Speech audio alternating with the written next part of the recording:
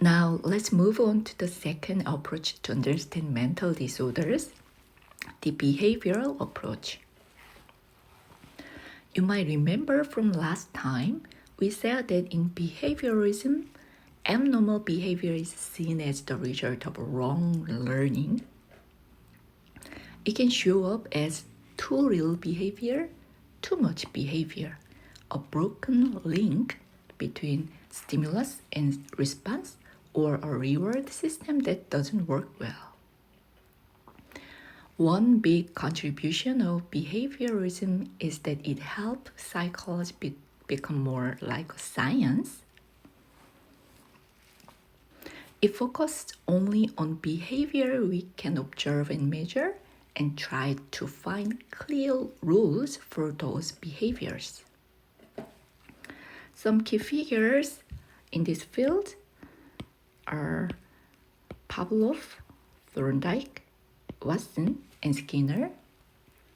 They built the foundation of behavioral theory. Behaviorism says that all human behavior is learned. Certain situations make us act in certain ways, and if we repeat those actions, learning happens. Here, learning means a lasting change in behavior that we can see. That's why behaviorism has been used a lot in education. There are two main types of learning in behaviorism: classical conditioning and operant conditioning. Let's start with classical conditioning, discovered by Pavlov.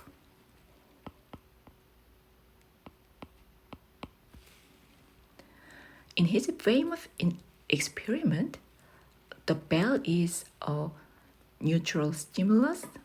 Meat make the dog salivate. That's the unconditioned response. Ring the bell and give the meat together many times. Soon the bell alone makes the dog salivate. The bell becomes a conditioned stimulus. Now, operant conditioning, also called instrumental conditioning, was studied by Skinner.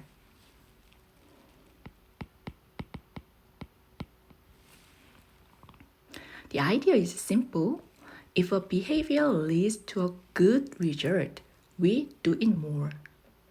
If it leads to a bad result, we do it less. Increasing a behavior is called reinforcement. Decreasing it is called punishment. Skinner showed this with his Skinner box. He proved that the result of an action changes how often that action happens. Finally, there is observational learning. Strictly speaking, observation learning is not considered part of pure behaviorism because the learning process involves elements we cannot directly observe, namely cognitive process such as attention and retention. For this reason, it is classified separately as a social cognitive approach, which combines elements of both cognitive and behavior theories.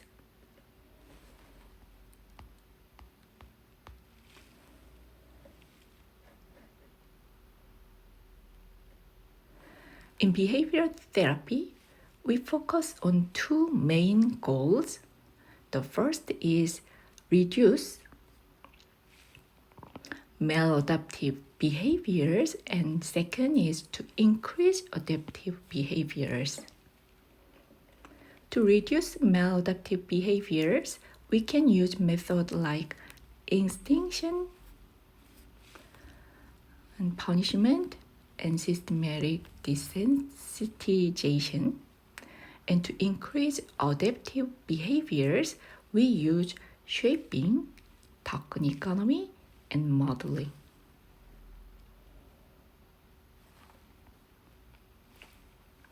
In behavioral therapy, One important goal is to weaken or eliminate maladaptive behaviors. Extinction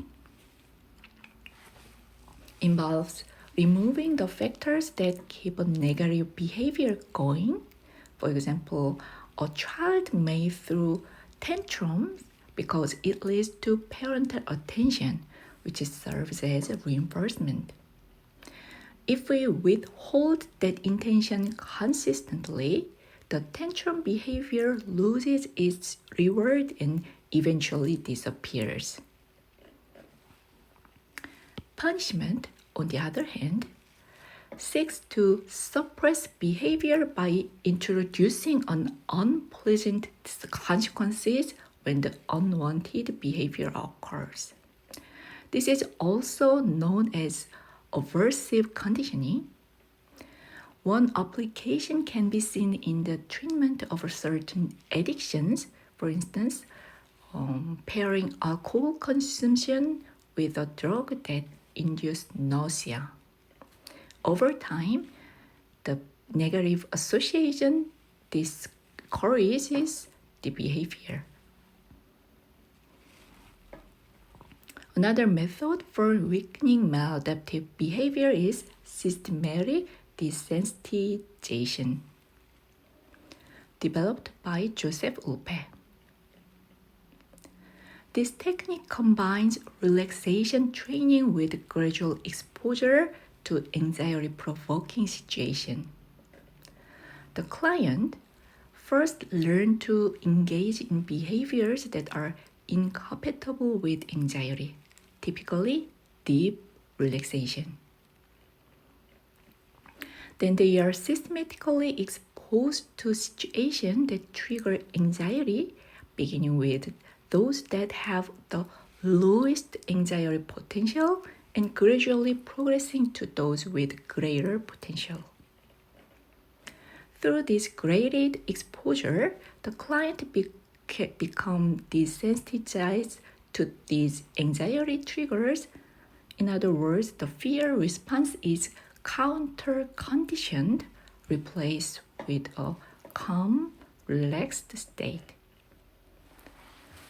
The process generally involves 3 steps: relaxation training, teaching the client to physically and mentally relax on demand, and creating an anxiety hierarchy. Listing fear the situation from least to most anxiety-inducing,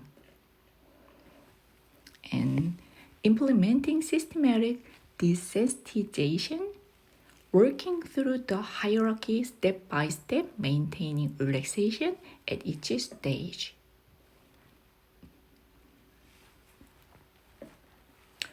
Systematic desensitization is a training method that helps a person gradually become accustomed to an object or situation that causes fear or anxiety. The key is to combine exposure with deep muscle relaxation so that tension is released while facing the feared stimulus. Importantly, the exposure is carried out in stage. Let's take an example. Suppose someone is afraid of snakes. We first create an anxiety hierarchy, ranking situations from the least frightening to the most frightening. In this exercise, the exposure is done through imagination, not with a real snake. Stage 1 might be something simple like looking at a picture of a snake. Stage 2 could be imagining that in the next room there is a small live snake. Stage 3 would involve imagining a larger snake, perhaps with its mouth open, adding more vivid and threatening details. Stage 4 could be imagining several snakes surrounding you, even crawling up your body. We begin at Stage 1, guiding the person to achieve deep relaxation while imagining the snake picture. At first, this may not feel very frightening, so it becomes a good opportunity to practice relaxing the muscles while holding the image in the mind. Over time, the person noticed that the picture no longer triggers much tension or anxiety. Once the stage felt comfortable, we moved to stage 2 and so on, gradually progressing through the hierarchy. We repeat the relaxation training at each stage until the anxiety decreases and the situation feels manageable. A related approach is exposure therapy, where the person is directly exposed in real life to the feared object or situation.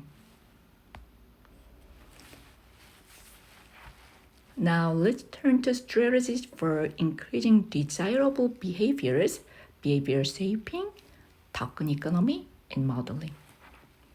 First, behavior shaping. Shaping uses reinforcement to move the client toward the target behavior through successive approximation. We differently reinforce the current step, and once it is reliable, we withdraw reinforcement for the previous step and reinforce the next, more refined behavior. In this way, the repertoire climbs toward the goal without larger leaps. Second, token economy. Here, desired behavior earn tokens that can later be exchanged for backup reinforcer, privilege, activities, or items. The power of the system lies in clear contingencies, what earns a token, an attractive menu of exchanges, and consistent delivery.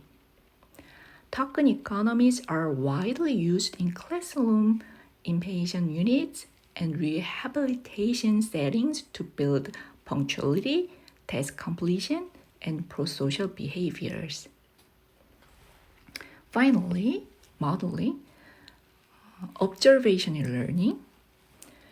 According to social cognitive theory, people acquire new behavior by watching others and then imitating them, especially when 4 conditions are met: attention to model, retention to what was seen, reproduction of the action, and motivation to perform it. Motivation is often shaped by vicarious reinforcement. If the model is rewarded, observers are more likely to copy the behavior. Modeling is particularly powerful in ambiguous situations. When the right response is unclear, learners look to the salient model, which quickly establish norms and foster self-regulation. Before we wrap up the behavioral approach, let's be clear-eyed about both its limitation and its contribution. Limitation. First, classic behaviorism tends to underplay internal psychological process, beliefs, expectation, and emotions. By focusing strictly on observable behavior, it can become reductionistic. Second, it often implies a passive view of a person, as if humans are controlled by external stimuli and contingencies. This stance underestimates agency and the reciprocal influence between the individual and the environment. Implication.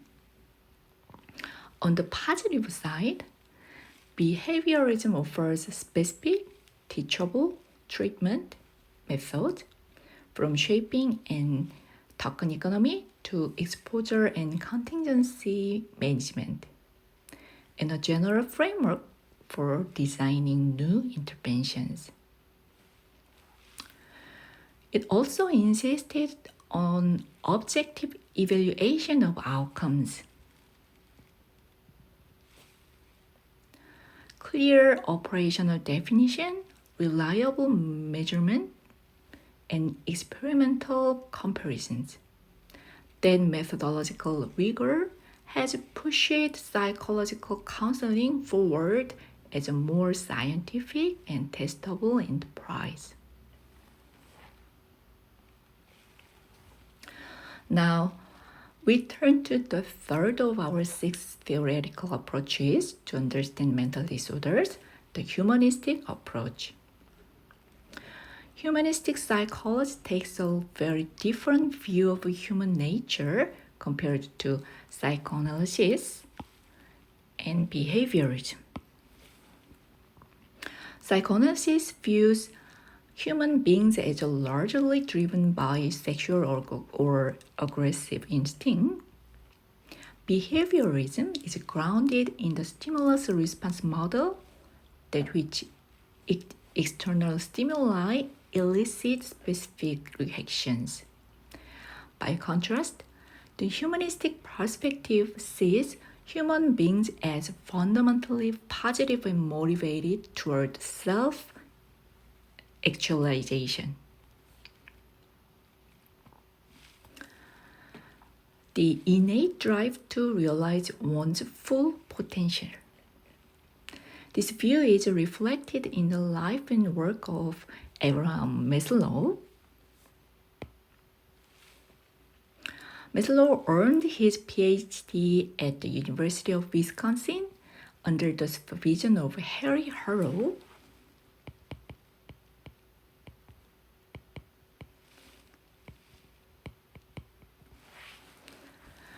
Well known for his behaviorist monkey experiment. Early in his career, Maslow himself could be described as a behaviorist. However, personal milestones, marriage, become a father, as well as profound admiration for his mentors and the broader social impact of World War II deeply reshape his outlook. He became determined to show that human beings are capable of greatness beyond war, prejudice, and hatred. This conviction led him to focus research on the human tendency towards self-actualization. Another central figure in humanistic behavior was Carl Rogers, a contemporary of Maslow. Rogers' approach to counseling is often called person-centered therapy.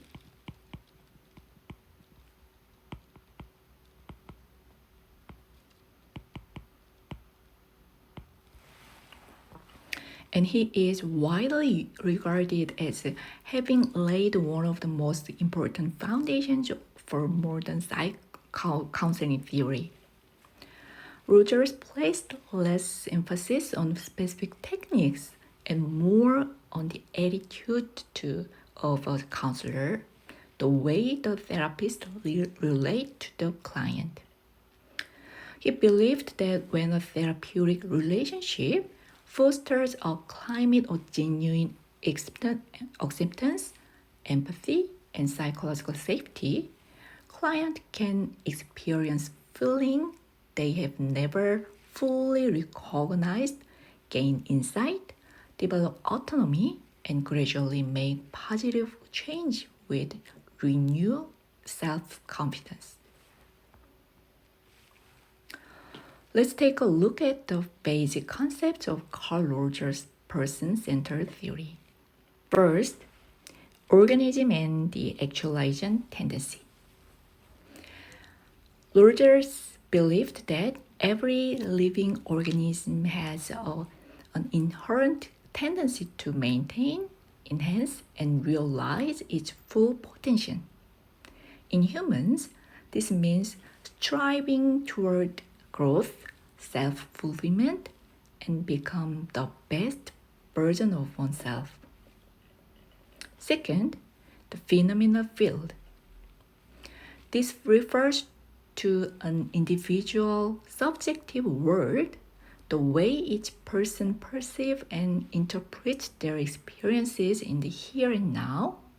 What truly matters is not the objective fact, but how those facts are experienced and given meaning by the person. Third, incongruence between self and experiment. Problem arises when there is a mismatch between how we see ourselves, our self-concept, and what we actually experience in life. When our real life experiences don't fit with our self-image, it can lead to discomfort, tension, and even maladjustment. Finally, anxiety and defense. When experiences threaten our self-concept, we may feel anxiety. In order to protect ourselves, we often use defense mechanisms such as denial or distortion, reshaping the experience so that it feels more consistent with our existing self-image. In Rogers' view, psychological growth happens when there is greater alignment between self and experience, reducing the need for defensive reactions. According to Carl Rogers, every individual possesses vast inner resources for growth and healing. However, conditions of worth often create an incongruency between the self and one's experience. A person may have genuine inner desires, yet suppress or distort them in order to gain approval or love from parents or significant others. This incongruency leads to anxiety and defensive attitude, and over time, the gap between the ideal self and the real self widened. Rogers saw this as a key cause of psychological distress. The counselor's role is to provide an environment in which the self and experience can become more congruent, primarily through unconditioned positive regard, empathy and understanding, and genuineness. Unconditioned positive regard means valuing and accepting the clients as they are without criticism, judgment, or evaluation, regardless of their feelings, thoughts, or behaviors. The counselor respects the client as a whole person with both strengths and flaws. Empathetic understanding involves sensing and sharing the client's inner world, accurately perceiving their feelings, thoughts, and experiences, and communicating the understanding back to them. This is not about losing objectivity, but about deeply connecting while maintaining a professional perspective. Genuineness refers to the counselor's ability to be authentic and transparent in the therapeutic relationship, expressing feelings and attitude honestly without facade or distortion.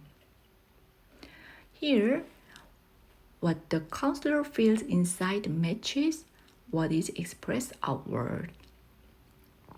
In such a facilitative environment, clients can safely become aware of and reflect on their experiences, integrate them into their self-concept, and move toward positive change and personal growth.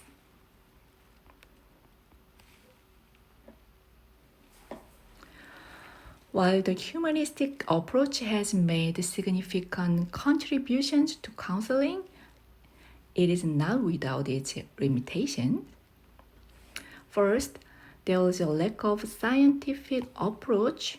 Much of the theory was developed through clinical experience rather than rigorous experimental or empirical research.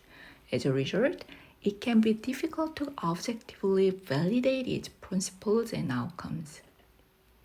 Second, there is a lack of specificity in the treatment method for psychological disorders. The humanistic approach does not offer a detailed set of techniques or structured interventions. Instead, it focuses on the therapist's overall attitude and the way of relating to client, emphasizing qualities like acceptance, empathy, and authenticity without necessarily providing step-by-step strategies for specific problems. The humanistic approach has played a significant role in making counseling more accessible. It has taken what was once considered the exclusive domain of highly trained professionals and developed it into a process that anyone can understand and apply. It has also clearly defined the essential quality of the counselor-client relationship. In many ways, this approach aligns with the principle of positive psychology, which has gained much attention in recent years. In the 20th century, psychology heavily influenced by behavioralism and experimental method was often criticized as being psychology without soul. Much of the research focused on the darker and more distorted aspect of human experience, such as depression, anxiety, while paying far less attention to the questions of how people can live happy, healthy, and fulfilling lives.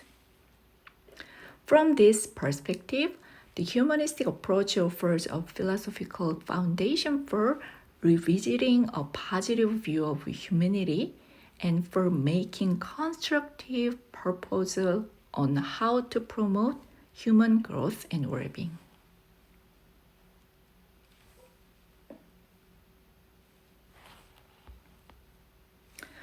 Now, we move on to fourth theoretical approach to understand mental disorders, the cognitive approach.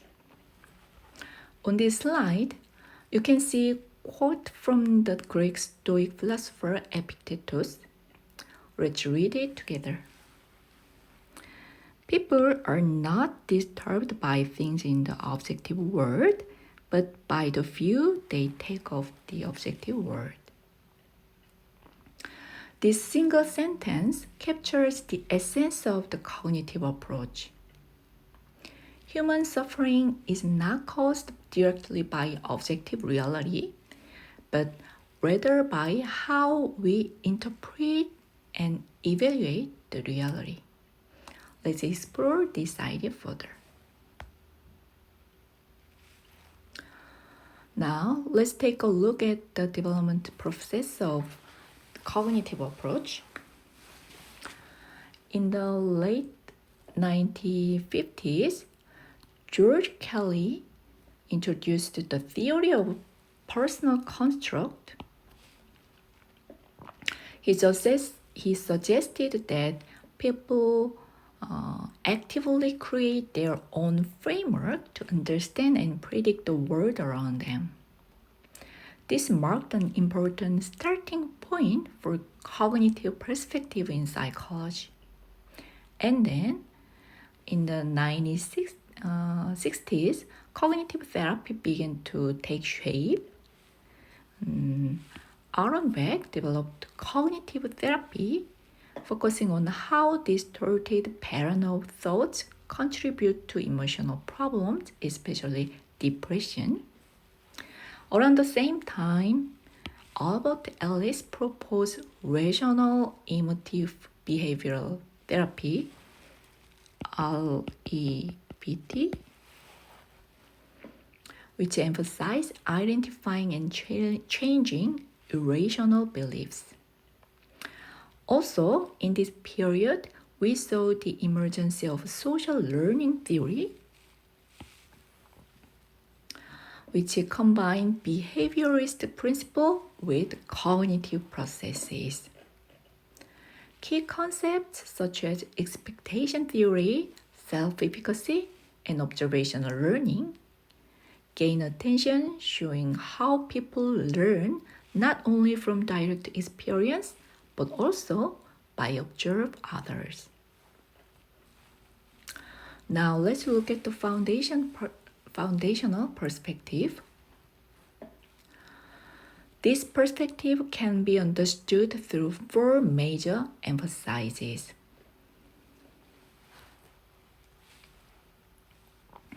First, the emphasis on subjective experience.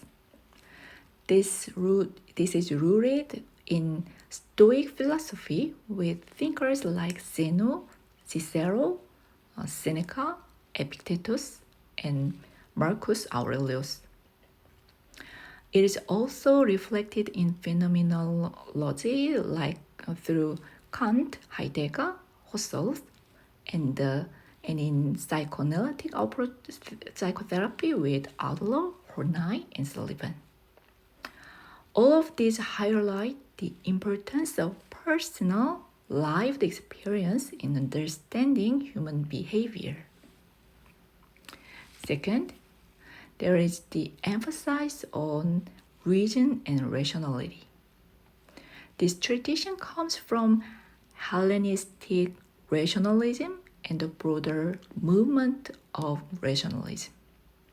In psychology, it is visible in Freud's secondary process, which prioritizes logical and realistic thinking, and Piaget's cognitive development theory, which explains how rational thought develops over time. Third, the emphasis on collaborating empiricism. Here, the client's active participation in the therapeutic process is seen as essential. Through collaboration, therapy becomes more effective and meaningful. Finally, the psychoeducational model. This approach involves helping clients better understand their problems, guiding them into identify solutions, and ultimately enhancing their self-recovery skills.